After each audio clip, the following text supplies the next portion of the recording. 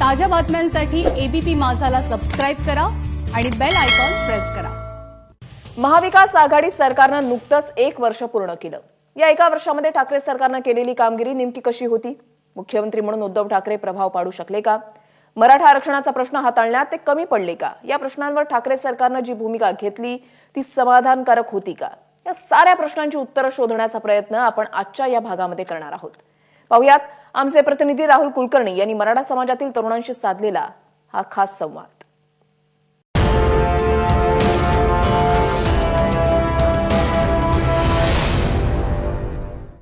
नमस्कार, मी राहुल कुलकर्णी। 3 पक्षाच्या सरकारच्या सत्तेवर येण्याच्या वर्षपूर्तीनिमित्त आपण जी मर्यादित भागांची ठाकरे सरकार नावाची ही जी मालिका घेऊन आलेलो त्यातला आजचा हा शेवटचा भाग आहे। आणि आधीच्या भागामध्ये आपण काय पाहिलं तर मुख्यत्वे जे डिस्क्लेमर मी अगदी सुरुवातीपासून देतोय ते हेच आहे की हे सरकार अस्तित्वात आल्यानंतरच्या 3 महिन्यानंतरच कोरोना सुरू झाला आणि त्याच्याशी अजूनही सगळं जग झगडतंय। त्यामुळे त्याला वगळून काही करता येण्यासारखी गोष्ट नव्हतीच आणि आपण ती केली पण नाही। पण जो कॉमन मिनिमम प्रोग्राम आणला होता त्याच्यामध्ये महत्त्वाचा भाग होता तो म्हणजे शेती क्षेत्राशी निगडीत। त्याही विषयावरती आपण लोकांशी बोललो, त्या सगळ्या प्रतिक्रिया तुम्ही पाहिल्यात। पण एक विषय असा आहे की जो विषय ह्या मालिकेचा शेवटचा विषय असायलाच हवा, कारण सरकारची जी आगामी वाटचाल असेल ती वाटचाल या विषयाला सोडून असणार नाही आणि तो अर्थातच आहे मराठा समाजाच्या आरक्षणाचा विषय। 9 ऑगस्ट 2016 या दिवशी महाराष्ट्रामध्ये पहिला मराठा समाजाचा मोर्चा निघाला आणि त्यानंतर आता 9 डिसेंबरला, बरोबर ना, 9 डिसेंबरला तर विधिमंडळावरती लॉंग मार्च आहे। तर 8 तारखेला लॉंग मार्च आहे। म्हणजे इथपर्यंत या सगळ्या आरक्षणाच्या मुद्द्याची वाटचाल झालेली आहे। हे सरकार सत्तेवर आल्यानंतर सर्वोच्च न्यायालयामध्ये जी काही घडामोड झाली ती तुम्हाला माहिती आहे। त्यामुळे हे सरकार मराठा आरक्षण टिकवण्यामध्ये कमी पडलं का त्याशिवाय काही आणखी बिटवीन द लाईन्स आहेत? आणि मराठा आरक्षणाबरोबरच आणखीन एक मुद्दा जो फार गुंतागुंतीचा होऊन गेला आणि तो म्हणजे बेरोजगारीचा प्रश्न। कारण मराठा समाजाच्या आरक्षणाशी आता ह्या प्रश्नाची सांगड घातली गेलेली आहे। त्यामुळे हे जे मराठा समाजाचे तरुण आहेत त्यांना दोघांना मी एकत्रित हा प्रश्न विचारून घेऊन आलो की वर्षभरानंतर त्यांना काय वाटतं। पुन्हा एकदा सांगतो की हा प्रश्न अत्यंत महत्त्वाचा आहे, कारण या प्रश्नाशी निगडीतच असणार आहे ह्या सरकारच्या पुढच्या आगामी काळातल्या वाटचालीची दिशा। कोणापासून सुरुवात करू? मास्क लावा प्लीज। सो काय म्हणायचं, वर्षभरानंतर ह्या प्रश्नाकडे ह्या सरकारने कसं बघितलं? सरकारने कसं बघितलं म्हणणं तर आम्हाला फक्त एवढंच माहीत आहे की आमचं जे आरक्षण आहे जे की पूर्ण संवैधानिक पद्धतीनं आम्हाला दिलं गेलं होतं ते आम्हाला या घडीला मिळत नाही। त्याच्यामुळं कोणी काय केलं आणि कोणी काय स्टेप्स घेतल्या यापेक्षा एंड रिझल्ट आम्ही बघतोय तो म्हणजे आम्हाला आरक्षण आज नाही।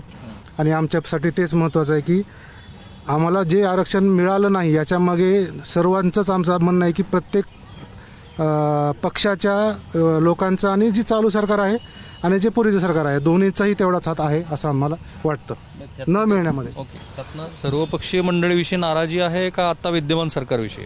दोन्ही विषयी आहे। म्हणजे आम्ही कुणाच्याही म्हणजे सपोर्टमध्येही नव्हतो आणि विरोधातही नव्हतो। आमचं म्हणणं एवढंच आहे की समाजाला जे वैधानिक स्वरूपामध्ये जे आरक्षण मिळालेलं आहे ते टिकवलं पाहिजे। दोन्ही पक्षांनी म्हणजे जे पूर्वी सत्तेत होते आणि आज विरोधात आहेत किंवा जे पूर्वी विरोधात होते प्रत्येकाचं म्हणणं होतं की आम्ही तुम्हाला पूर्णपणे वैधानिक असं जे आहे केलेलं आहे, पण आजच्या घडीला ते आम्हाला मिळत नाहीये। मी जरा आधी प्राथमिक स्वरूपातल्या प्रतिक्रिया घेतो, नंतर मी स्पेसिफिक प्रश्न विचारेन। हां, जे शासनानं जे भेटलेलं आरक्षण होतं विद्यार्थ्याच्या हितातलं, आज ॲडमिशन प्रोसेस शासनानं चालू केले पण विद्यार्थी त्यांच्या संभ्रमात आहेत। ॲडमिशन कास्टमध्ये घ्यायचं का EWS मध्ये घ्यायचं, आणि ॲडमिशन नाही भेटल्यास विद्यार्थ्यांसमोर बेरोजगार आहे। हाताला काम न भेटल्यास म्हणजे विद्यार्थ्याची भावना ही आत्महत्येच्या दृष्टिकोनातून बनत चाललेली आहे। मी विठ्ठल साळुंके, मी 2016 पासून महावितरणचा अभ्यास करतो। तर आम्हाला जी नितीन राऊत जी म्हणली होती की दिवाळीमध्ये कुण्याही मराठा विद्यार्थ्याची किंवा सर्वांचीच दिवाळी मी गोड करणार आहे, पण त्यांचं जे स्टेटमेंट आलं आणि ज्या विद्यार्थ्याची व्हेरिफिकेशनची तारीख आली 1-2 तारखेला त्यांचं व्हेरिफिकेशन आहे, पण मराठा SCBC विद्यार्थ्यांना डावललेलं आहे। माझं नितीन राऊतांना एवढंच सांगणं आहे की तुम्ही मराठा समाजावर अन्याय करू नका। तुम्ही एका पर्टिक्युलर समाजाचे नेते नसून तुम्ही सर्वसमावेशक महाराष्ट्राचे नेते आहेत। त्यामुळे तुम्ही महावितरणची सर्वसमावेशक नियुक्ती करून घ्या, कारण आम्ही मराठ्यांनी काही पाप नाही केलेलं। 4 वर्षापासून आम्ही अभ्यास करतो। आमचे आईवडील रोजगार करतात आणि तुम्हाला समजत नाही की आम्ही करायचं काय आता, नाहीतर आम्हाला आत्महत्येची परवानगी द्या तुम्ही. ठीक आहे, पण आपला स्पेसिफिक पहिला प्रश्न असा होता की गेल्या वर्षभरामध्ये सरकारने ह्या दृष्टीनं जे काही प्रयत्न केले ते पुरेसे आहेत का? त्यांचं म्हणजे ना वेळ काढूपणा चालू आहे मराठा आरक्षणाबद्दल. त्यांचं स्टेटमेंटच व्यवस्थित नाहीये. कुणीच मराठा आरक्षणाबद्दल बोलायला तयार नाहीये. सर, आता विषय असा आहे की आता तुम्ही देणार काय आहेत हा पहिला विषय आहे सरकारला. म्हणजे पहिलं तुम्ही विरोधात होतात, तुम्ही चिरकून बोलायचात की बाबा फडणवीस असा आहे तसा आहे. तुम्ही आमच्यामध्ये सामील होऊन बरेच मोर्चामध्ये सामील झालात, आम्हाला म्हणलात तुम्ही आमचे आहेत. बरेच आता सध्या मंत्री झालेले आहेत. आज त्यांच्याकडे तेच प्रकरण तेच चेंडू त्यांच्याकडे गेलेलं आहे. धनंजय मुंडे जे होते त्यांनी विरोधी पक्षनेते होते, त्यांनी विरोधात उभं राहून मोठमोठ्याने सगळ्या बोलल्या फडणवीसांच्या विरोधात. आज परिस्थिती अशी आहे की तेच चेंडू त्यांच्याकडे. सारथीसाठी भीकच मागायची वेळ आली कारण की एका छत्रपतीच्या घराण्यातला एखादा मोठा व्यक्ती रस्त्यावर बसतो कशासाठी, तर समाजातल्या बाकीच्या मुलांसाठी. तर तिथं फक्त पगारीसाठी सुद्धा तुम्ही पैसे ठेवले नाहीत.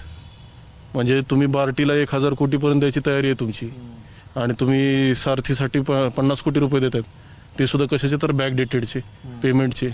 म्हणजे त्याच्यामध्ये तुम्ही रिसर्च आणि त्या सेक्शनला तर असं म्हणायचं की सरकारने सारथी संस्थेच्या बाबतीमध्ये अन्याय केलाय. सारथीच्या बाबतीत केलेलं आहे, अण्णासाहेब विकास महामंडळाच्या बाबतीत केलेलं आहे. परत तुम्ही आजच्या तारखेला जर SABCच्या अंतर्गत आता 9 तारखेला स्टे आलेला आहे, तुम्हाला तिथं दिलेलं आहे किंवा 9 तारखेच्या पहिलं जर तुमची मेडिकल झालेली आहे, बरेच जणांचे पेपर वर्क कम्प्लीट झालेले आहेत, सगळं होऊन सुद्धा जर तुम्ही त्यांना रिक्रुटमेंट नाही देत आहात. मेट्रो MMRDC रिलेटेड मुलं आहेत. आता हा MMRDC रिलेटेड मुलगा आहे ज्याची रिक्रुटमेंट झालेली आहे, सगळे पेपर वर्क झालेले आहे, ते महावितरणचे आहेत. काय केस आहे तुमची? सर, मी मुंबई मेट्रोमध्ये सिलेक्टेड झालेला आहे SABC मधून. तर त्यामध्ये CBSE मधून झाला ना? म्हणजे मराठा आरक्षणाची नाही त्याच्याशी? नाही, मराठा आरक्षणच. SABC म्हणजे मराठा आरक्षण मधूनच झालेलं आहे. तर मग स्टेशन कंट्रोल म्हणून सिलेक्शन झालंय. ते पोस्ट ॲडव्हर्टाइजमेंट होती सप्टेंबरमध्ये, नोव्हेंबरमध्ये एक एक्झाम झाली, परत जानेवारीमध्ये एक्झाम झाली. ते फेब्रुवारी फर्स्ट वीकमध्ये रिझल्ट लागला. फेब्रुवारीच्या एंडिंगमध्ये त्याचे डॉक्युमेंटेशन वगैरे सगळं कंप्लीट झाले आणि एक बॅच मार्चच्या फर्स्ट आठवड्यामध्ये जॉईन पण झाली. त्यामध्ये SABCचे पण मुलं होते. मग नेक्स्ट प्रोसेस आमची बॅच होती, आम्हाला जॉईन करायचं होतं, तर कोरोना आला त्यामुळे ते थांबवले. आम्ही ऑफिसला वारंवार कॉन्टॅक्ट केला तरी ऑफिस तेवढा रिस्पॉन्स देत नव्हता. आणि त्यानंतर आम्ही ऑफिसला पण भेटलो जेव्हा स्टे आला. त्याच्यानंतर ते स्टे बोलले की आम्ही विचारले की बस सरकारकडून तुम्हाला काही अध्यादेश आलाय का, किंवा SABC स्टुडंट बाकी ठेवून अदरला कॅटेगरीला जॉईन करा. असं काही अध्यादेश वगैरे आला नव्हता. ते बोलले आम्हाला पेपरमधून समजलं आणि आम्ही पेपरमधली न्यूज वाचून आम्ही अदर कॅटेगरीला जॉईन करून घेत आहे. तर त्यामुळे आमचं हे कुठंतरी नुकसान वाटते. आम्ही शेतकरी कुटुंब, मराठी समाज, आमचे आईवडील बेरोजगार करतात, शेतकरी कुटुंब आहेत, त्यामधून आम्ही काहीतरी बघतोय सर. हे खूप वाईट वाटतंय सर. किती इमोशनल झाला तो. आणि म्हणून मी म्हटलं की हा विषय जितका गुंतागुंतीचा बनेल तितके ते कॉम्प्लेक्स वाढणार आहेत. त्याच्या डोळ्यातले जे अश्रू आहेत ना, आणि जे कोणी सत्तास्थानी असतील किंवा जे विरोधी पक्षातली मंडळी असतील त्यांच्यासाठी हा कार्यक्रम का महत्त्वाचा आहे, तर हा असा एकमेव जनसंवाद आहे की जो निष्पक्ष आहे. थेट आम्ही लोकात जातोय, कुठल्याही राजकीय विचारधारेशी आम्ही बांधलेलं नाही आहोत, पण प्रश्न महाराष्ट्रासमोरचे सुटत आहेत का हेच बघायचं आहे. त्यांनी एक मुद्दा मांडला, त्यांनी खरं म्हणजे 3-4 मुद्दे मांडलेत. त्यांनी मराठा आरक्षणाबरोबरच बार्टी, सारथी आणि मग इतर सर्व प्रश्न असे मांडले. एक केस स्टडी पण त्यांनी सांगितली. जितका काळ हा गुंतागुंतीचा राहील, खरं म्हणजे यांनी 2-3 वेगवेगळे मुद्दे एकत्रित करून मांडले. मी फक्त आरक्षण ह्याच मुद्द्यावरती बोलत होतो. BJP सरकारने जे आरक्षण दिलेले होते ते हे सरकार टिकवू शकले नाहीत.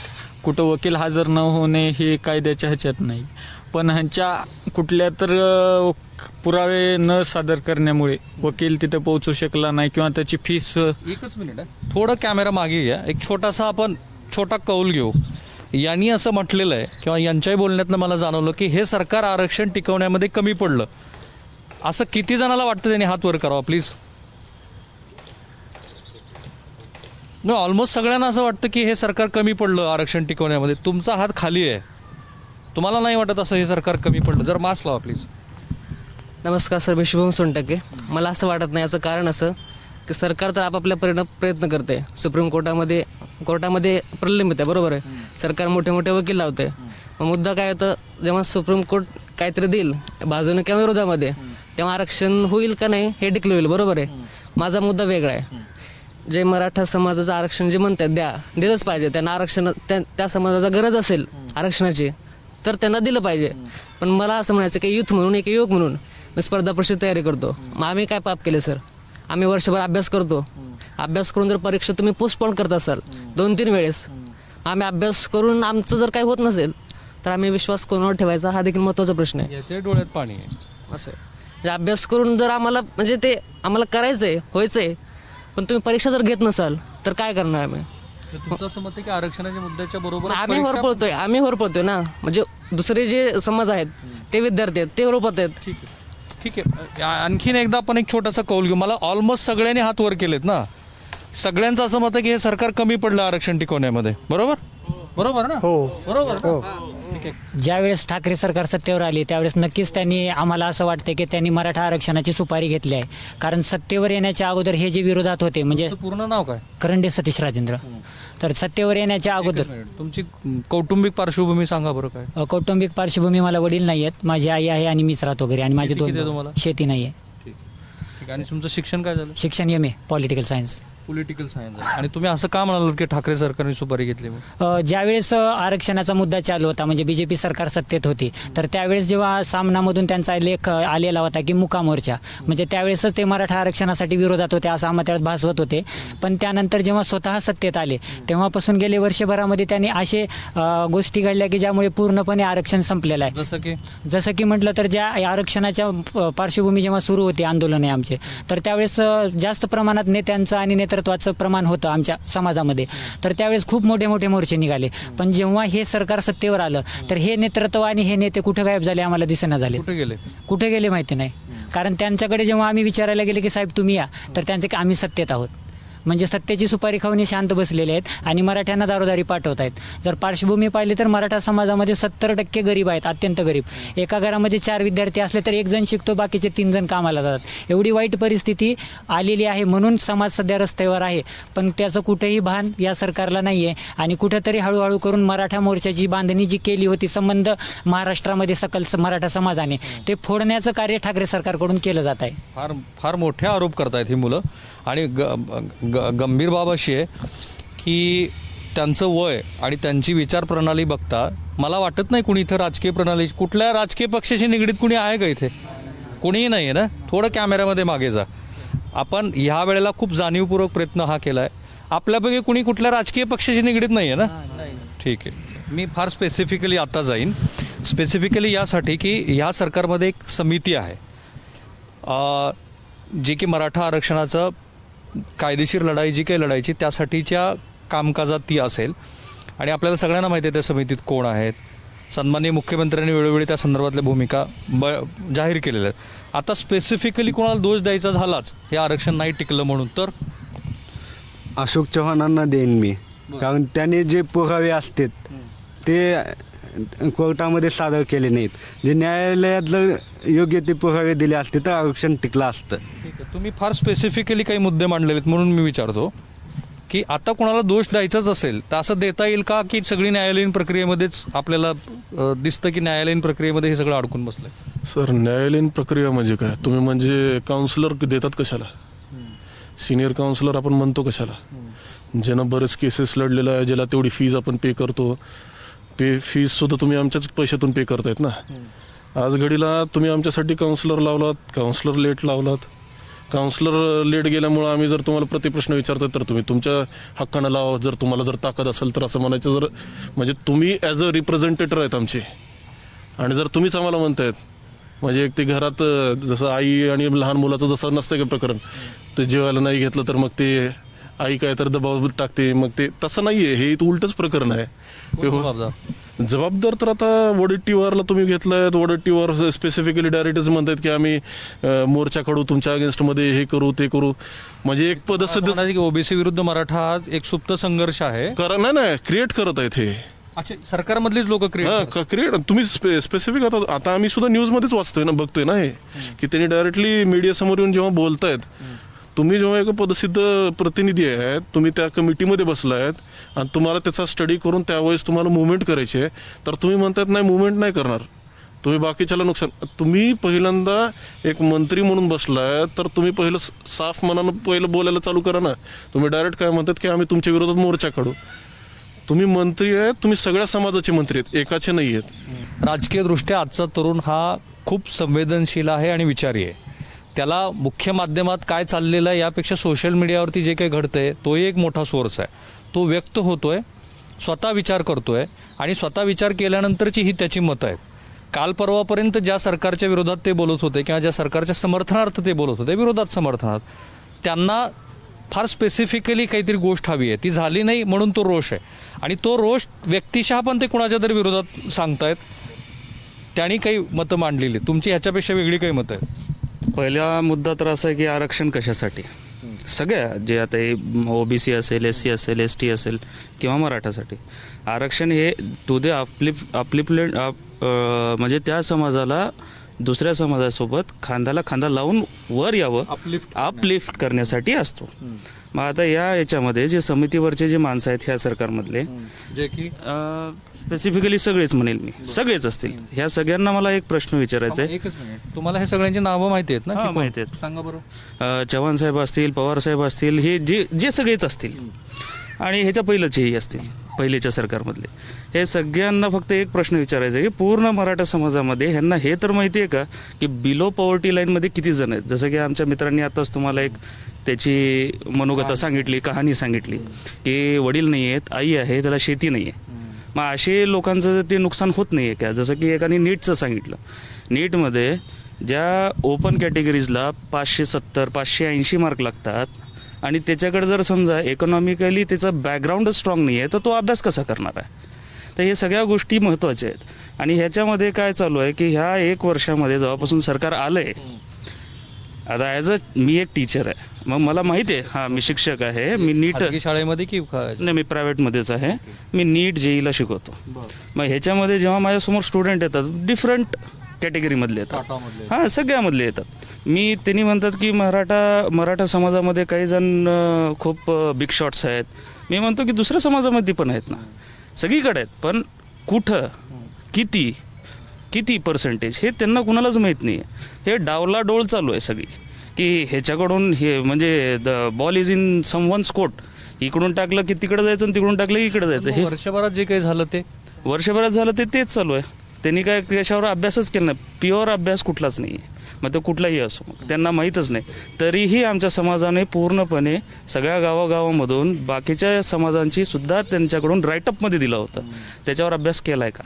बघा, आपल्या ह्या ठाकरे सरकार ह्या सिरीजमध्ये ह्या सरकारविषयी काही पॉझिटिव्ह गोष्टी जरूर होत्या. जसं की कोरोनाचं मॅनेजमेंट त्यांनी जे हाताळलं त्याबद्दल लोकांनी अप्रिशिएट केलं. त्या मालिका तुम्ही बघितल्या, भाग सगळे तुम्ही बघितलेत. शेतकऱ्यांच्या प्रश्नावरती सरकार काही प्रमाणात यशस्वी आहे, काही प्रमाणात ते कमी पडलंय, पण तिथेही सुद्धा नकाराचा कुठेही सूर नव्हता.